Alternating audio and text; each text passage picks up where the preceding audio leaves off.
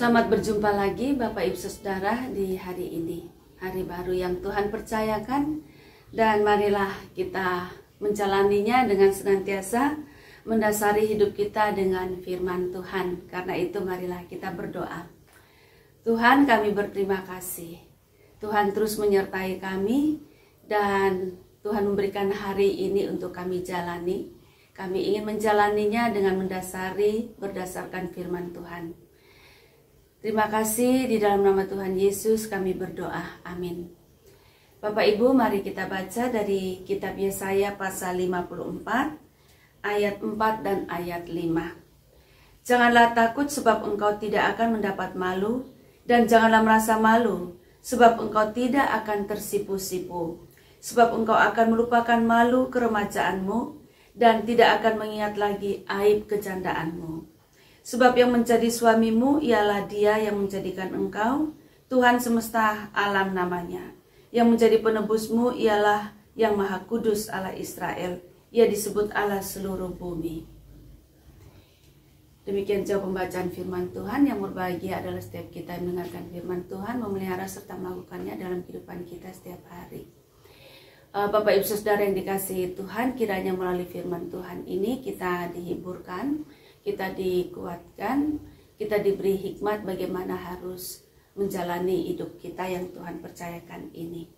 Nah, nampaknya di dalam Alkitab menggambarkan hubungan antara Tuhan dengan umatnya itu sebagai hubungan kekeluargaan, seperti relasi suami istri.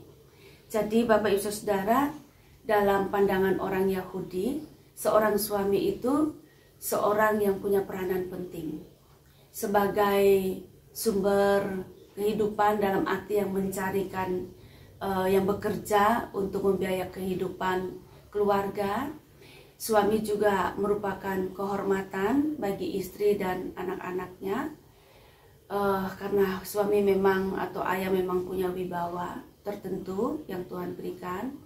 Lalu suami juga punya peranan yang membawa keluarganya termasuk istrinya kepada Tuhan, dan peranan-peranan yang lainnya, ya, peranan perlindungan, penjagaan dan seterusnya. Nah, kalau sampai orang kehilangan suami atau kehilangan ayah, maka peranan-peranan yang tadi itu hilang, seperti kehormatan, kewibawaan, kehidupan, ya, karena biasanya pada waktu yang lalu yang bekerja cuma suami, ibu adalah ibu rumah tangga, hanya bekerja tidak mencari uang, bekerja hanya untuk keluarga sendiri. Nah, kalau kehilangan suami itu seolah-olah kehilangan semuanya. Jadi di sini mau menggambarkan bahwa sama, kalau kehilangan Tuhan, tidak ada Tuhan, ya hilang semuanya. Sumber penghidupan, wibawa, ya, perlindungan, penjagaan, hilang semua begitu. Nah, gambaran ketika umat berlaku jelek, jahat, berdosa melawan Tuhan, umat kehilangan hal-hal itu semua, dan akibatnya lebih parah, ya, dihukum oleh Tuhan. Lalu di dalam konteks kitab Yesaya ini merupakan janji Tuhan kepada umat yang tadinya nakal bandel itu, lalu Tuhan menghukumnya, tapi karena kasih sayang Tuhan, Tuhan berjanji lagi. Tuhan berjanji bahwa suatu saat mereka akan kembali memiliki suami. Dan siapa suami mereka? Suami mereka adalah Sang Pencipta, yaitu Tuhan sendiri, Tuhan semesta alam, Tuhan yang berkuasa di surga dan di dunia. Mereka dengan demikian berarti akan kembali memiliki kehormatan, perlindungan, penjagaan, sumber kehidupan dan seterusnya.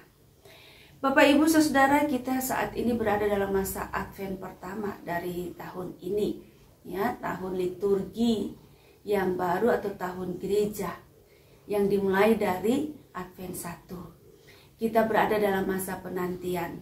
Penantian yang pertama sudah kita jalani, dan kita berada dalam masa penantian Tuhan Yesus yang kedua kali. Nah, dengan demikian berarti Bapak Ibu Saudara, kita berada di tengah-tengah masa penantian ini. Lalu bagaimana? Apakah kita berjalan sendiri? Tidak. Tuhan senantiasa datang dalam kehidupan kita dan sudah ada dalam kehidupan kita. Sehingga dengan demikian berarti ada jaminan, ya, ada bahwa Tuhan yang adalah suami, Tuhan yang adalah sumber penghidupan kita, Tuhan yang menjadi perlindungan, penjagaan, dan wibawa kita, itu ada bersama-sama dengan kita. Nah, firman ini sebetulnya memberikan pengharapan kepada setiap kita dengan berbagai-bagai persoalan kita.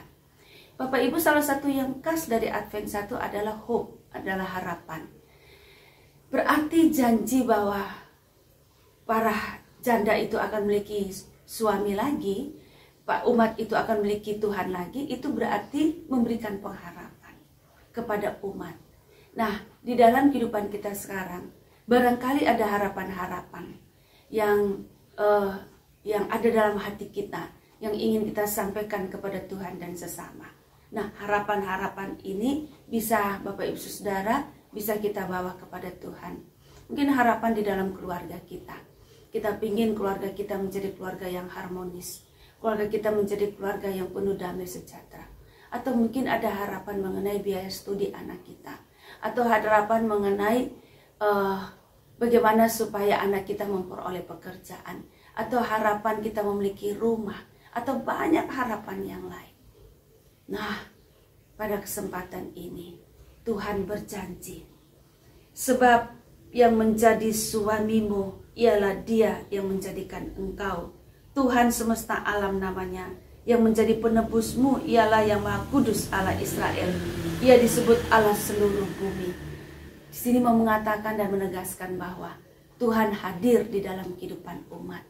Dan Tuhan menjadi penebus, penolong, juru selamat. Nah, dengan demikian berarti Bapak Ibu Saudara, marilah kita terus berpengharapan kepada Tuhan. Apa yang menjadi keinginan hati kita, pergumulan-pergumulan kita, mari kita semua sampaikan kepada Tuhan. Tuhan pasti menolong kita. Amin. Oh Tuhan, kiranya firman-Mu ini kembali meneguhkan iman kami kepadamu. Bahwa Engkau ada bersama-sama dengan kami. Sebagai sumber kehidupan kami. Sebagai kekuatan pelindung, penjaga, dan sekaligus Tuhan sebagai matahari bagi kami. Kiranya kehadiran Tuhan seperti ini menguatkan kami, menghiburkan kami, meneguhkan kami, membuat kami punya pengharapan. Terima kasih. Di dalam nama Tuhan Yesus kami berdoa.